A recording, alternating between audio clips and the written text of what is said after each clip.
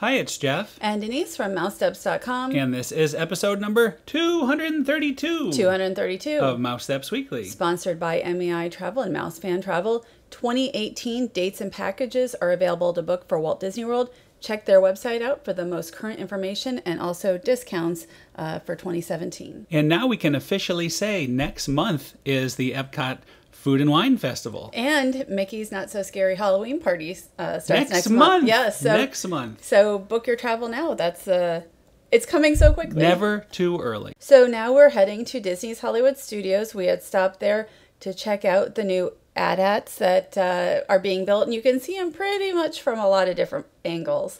Right here, we're not too far from where the Muppets restaurant is. And you could kind of see we're going to be showing them in just a second. Yeah, here. Lots and lots of activity this day going on. You could see the streets of America have been rethemed. I hear they are now going to be a California, maybe San Francisco theme. So they've changed slightly. I haven't heard that. I have heard that, yes. And you could see, again, lots of activity.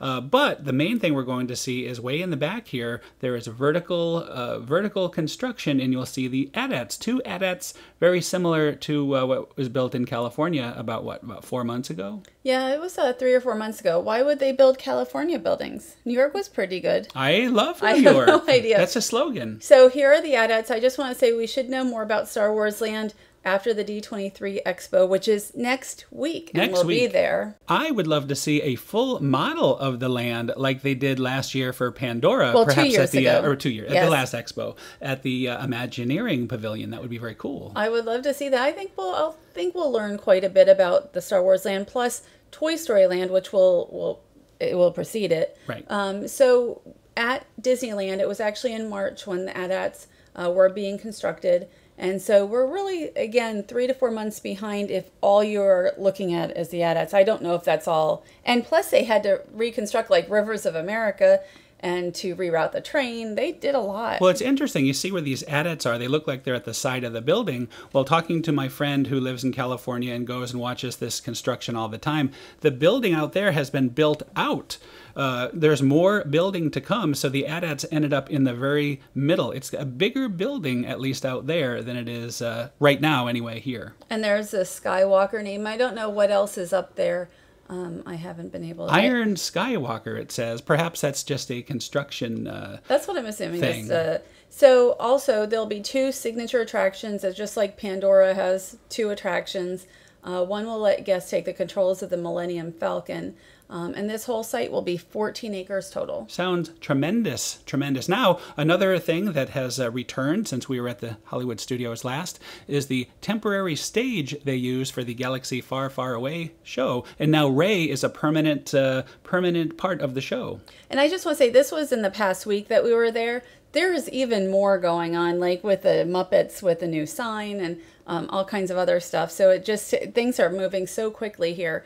But it was kind of nice not to have the stage up for a little while. It was a little easier to see. Oh, I totally agree with that. I'm glad we saw the new light show before the stage came back. Anyway, we went from one studio to the other studio. We're now at Universal Studios, Florida. And this is the Character Party Zone, which I guess they have different Character Party Zone floats for different, like you might have Minions or a different one. But Secret Life of Pets joined the Universal Superstar Parade back in December. We have not yet seen them, so there's actually these 2 big floats, and you get to see the various characters on the floats. And they just come out, when you have the party zone, they just come out for whatever length of time, maybe it's 15-20 minutes. And then you've got all, like you can take pictures. It's kind of like a meet and greet when the other party zones come out. Let's say the Minions party zone comes out, or Despicable Me, whatever they call it. They actually have characters going around. Because none of these characters can leave the float, they allow you to go walk up to the float and stand next to them, take selfies, get really close. And this is something you certainly can't do while the parade is going on. And this is a lot of fun. I mean, you had the Mel, who's a pug, and Chloe, who's a cat. And I don't know why they call it The Secret Life of Pets, but after seeing the film, which I did enjoy, I was like, why? I mean, it's almost all dogs. It's almost like The Secret Life of dogs with a couple other animals. Well, I there's like a cat right there. Yes, I know that's like the one cat. I think they should have like 5 cats because I like cats. And but anyway, each of the different characters has kind of something fun going on. You've got the beater here, and I just thought actually there's 2 cats, but Look at this, another cat. They need big, more, big they still cat. need more cats. So it's like you have like 10 dogs and a couple cats and a rabbit, and that's about it. But Sounds like a lot of non-dog animals to me, but anyway, you're right, though. It definitely is mostly about the dogs.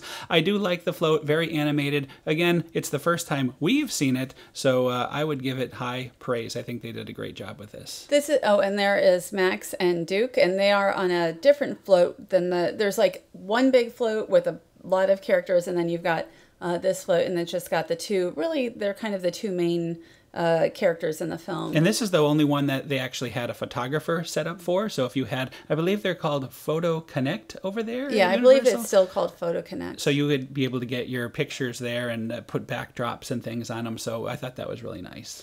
But we had we always have a good time going over to Universal Orlando. We don't make it up over there as often as we would like, but the characters over there are a lot of fun. And usually if you want to get in lines and such for characters, they're not nearly as long as when you go to other parks in the area. Well, there was supposed to be this Minion, what was it called? A Minion takeover of City Walk. We were going to go back over. I don't think they took it over that successfully because we could find out couldn't no find out any information. information. No information. Anyway, now we're going to move on to Typhoon Lagoon. This was a special DVC event. Why don't you tell us a little more about that? Well, our friends Pam, Brian, and Anya invited us to go. This is the Moonlight Magic. I keep wanting to call it Moonlight Madness. That was a totally different event. So we've been here once before. We were invited a couple of years ago, and actually we would have gone last year, but some friends got sick. But anyway, there were 3 different characters. You have Tourist Genie is the first character that we met. I have never met Tourist Genie, and I have always wanted to ever since the old animation film with Walter Cronkite and Robin Williams. So it was very, very nice and very special for me to finally be able to meet this character. So when we got to Typhoon Lagoon, it actually was pouring for like a couple of hours. So it was nice that it finally kind of let up. I mean, don't let the weather dissuade you. I mean, here in Florida, you just never know. They actually had event merchandise, which they did not have 2 years ago when we first went to this event. Oh, I don't remember if they did or not, but they sell this online as well currently on the Disney Store site. So it's also nice just to be in Typhoon Lagoon after dark. You know, it can get very brutally hot here in the summer in Florida. So it's much more comfortable as long as it's not raining and thundering. And it's just nice to be there after dark. It's an experience you don't normally get to do. And there were quite a few guests there, certainly early in the evening. I think as the night wears on, it's the best time to get into the water. This was very, very popular. They had this dance party, and I think last time it was teen beach movie themed, but that's kind of maybe faded out a little bit in the 2 years since we've been there. So it was just a generic DJ, but I mean, the crowd was really into it, and you can hear this music throughout the whole park. And then there is the lazy river. You can see what the lazy river looks like in the evening. I didn't end up getting in the water, but Jeff did. I think you went into the lazy river, right? Well, you were doing all the hard work of documenting some of this stuff, and I was too, but from inside the water. Now we're going to look at some of the snack offerings. You want to have dinner before you come because it's mostly snacks and desserts. Mickey bars, though, how awesome. Anytime you want, you can go up and get a Mickey bar. Well, if you do go to one of these events, I mean, you can purchase a meal here, but I think it's better to go to Disney Springs, get an even better meal, and then come here, and then they have chips and cookies and chocolate chip snickerdoodles. Those are the chocolate chip cookies are very good. Yes, I was just going to say I love the cookies are very good. And then water and lemonades. And then the ice cream treats. So I think that's about it. And you found Doritos and Cheez-Its, which I didn't really see. This giveaway there, they really wanted to get rid of those regular chips, but I found one box with the Doritos. So and here is that lemonade and water that you spoke of. Right. So that's all you have as far as drinks. So again, if you go, you might want to head over to Disney Springs for a meal first. And there is Sebastian the crab. We have not met Sebastian before, although we have seen him at Disney's Hollywood Studios when they used to have the dance parties. Who would have thought Sebastian was such a great dancer? I'll never forget remember the moves he had when we saw him at Hollywood Studios, jumping all around with chasing the kids around, dancing. He is a tremendous dancer. I even told him, I think I told him that he was doing some of his moves there. But you're right, it was very, very cool to see Sebastian from The Little Mermaid. You don't get a chance to see that every day, and there's a couple photos of him as well. I would say Donald was the best dancer though here. Oh yeah, well we'll get to that. We'll get to that very soon. And this is a different angle. These are I think it's the Humunga Kawabunga, they're straight down type slides. Ever since the Blizzard Beach opened up, the speed slides here have lost a little bit of their luster, I think. Are they not as speedy? Not as speedy as the... I don't do slides, so I wouldn't really know, but I'm sure they're fine, you know. I guess I don't really know much about slides. That's okay. So I think now we're going to see Donald. Donald was very animated this night, wasn't he? Donald is the dancer. Donald is the best dancer of the three characters. No, hands down. Well, his handlers were also getting into the act too. I believe Don't Stop Believin', the Journey version was playing, and he was doing all kinds of moves. He is quite spectacular. So kind of like when we saw George Washington at the big character George Washington, yes, at the stadium. Yes, and same song, almost same dance moves. So there's something about the song "Don't Stop Believin'" that I wonder if these characters have a convention, and that's like the main song there. So I don't know. Anyway, it was a lot of fun to see him, and there wasn't a lot of people over there. This was towards the end of the night, so we really had time to just have some fun with him without interrupting anybody else. And here is a look at the wave pool, which is about to have some big waves. And I know that this can be quite intense if you aren't a strong swimmer, so always be careful. That's why I don't go into it too much. Well, you've done the lazy river before. I have. The only thing I don't like about the lazy river is it dumps cold water on you. You get like cold water at points. Not cold this year. Oh, good. Not cold. I don't like any water really dumping on me, but especially when it's cold. It's just like, you know, you're trying to be lazy. That's the point of lazy. And it isn't to be like stressed because you're going to have cold water dumped on you at some point. But that's just me.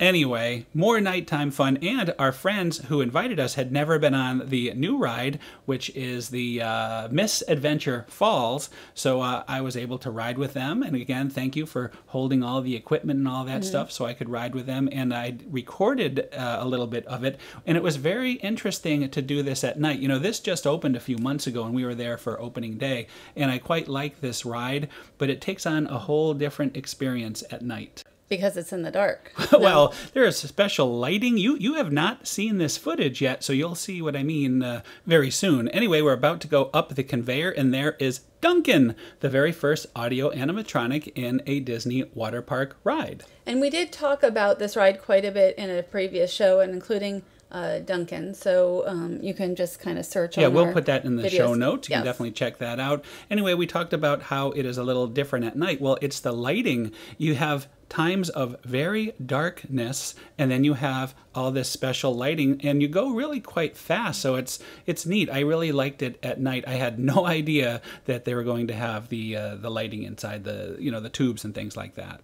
So it looks really, and also with the other, I don't know, set pieces effects and all that. Yeah, artifacts, I should say. That's true. So, but then you go into complete darkness, and again, you're in the water in darkness, so it is kind of spooky, and now we have purple. I know your favorite color is purple, so I think you would enjoy it. Do you think this is something that you would enjoy? I mean, even the littlest, our little friend Anya had no... Well, she goes underwater. I don't know. I mean, it might be okay for me, so I don't know. At the end, like, does it splash a lot? Well, you just saw it. Didn't seem to splash all that much, did it? And we asked, there is Anya, and she said she didn't like the ride. She loved the ride. So that was a ringing endorsement from our friends there. And they had free PhotoPass pictures, so you were able to put borders on there and all that. So here are a few of our pictures from the night. And you can see this is why I don't end up in the water and stuff. A lot of times I'm like holding so many much bags. stuff. And I like walking around, taking pictures. So. Anyway, awesome time. Thanks to our friends for inviting us.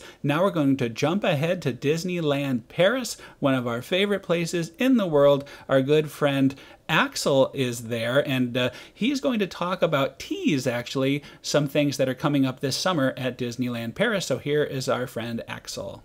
Hi guys, long time no see. Summer has started. Amazing things about to happen. The Force of Enchantment live show will be back at Frontierland. A week from that, we have the first dance festival at the Walt Disney Studios called Electroland. And 2 weeks from that, Pirates of the Caribbean will open its doors again. It promises to be an amazing summer. Be sure to follow our adventures here in Disneyland Paris, and I hope to see you real soon. Bye! I'm really excited to see, all the changes to Disneyland Paris, and also that Axel has been so kind to send us segments. He has a Curious Axel YouTube channel, which is terrific, and that's where we get a lot of our information. Yeah, make sure you subscribe right now. We will link to that in the show notes. Thanks again to Axel, and we can't wait to hear more in the coming weeks. Now we're going to talk about Ben's Chili Bowl. So my brother-in-law and his family have owned Ben's Chili Bowl since 1958.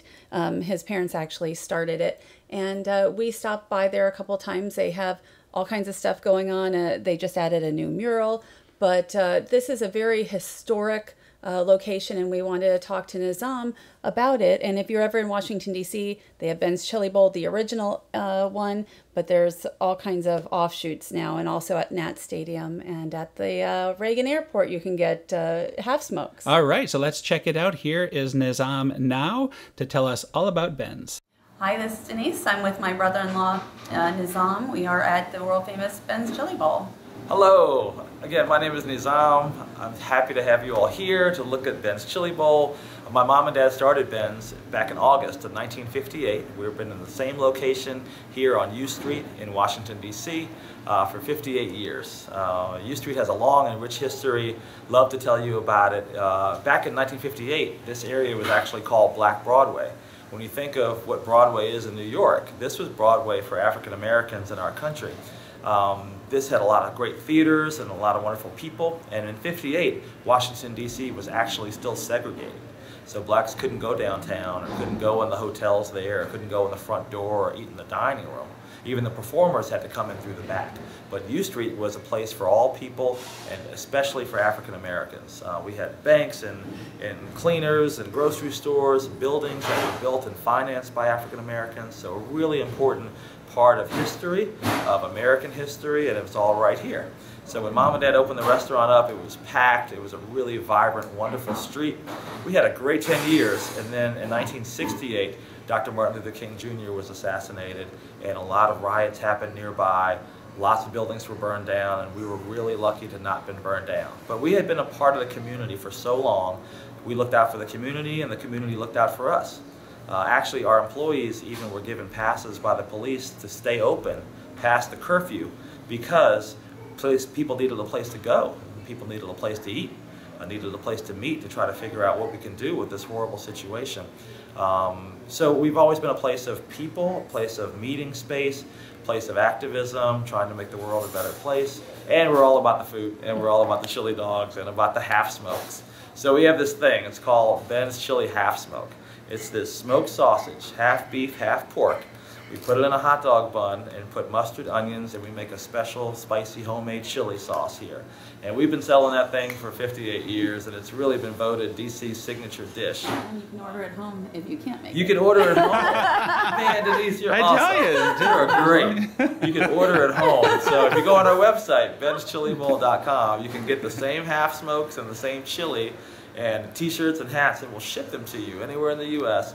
and show you how to grill them up, and you can cook them yourself, heat up that chili, you get your own bun and your condiments, and just put them together, and you can have like the Ben's experience at your house. It is so good too. It is so good. Incredibly good. It's great. So we're happy because we're only in DC, and I know you probably can't get to DC very often, so you can have some Ben's at home. It's awesome.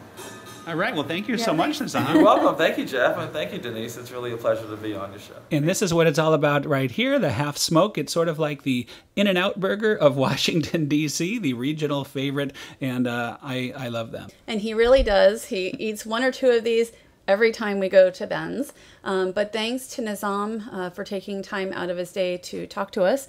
He was in the middle of, we were all doing IPW stuff, a travel conference out there. Well, he also provides great hospitality because we stayed at his house too. So thank you very much to Nizam and family. Yes, and that was really nice of them. And thanks to MEI Travel, Mousefan Travel.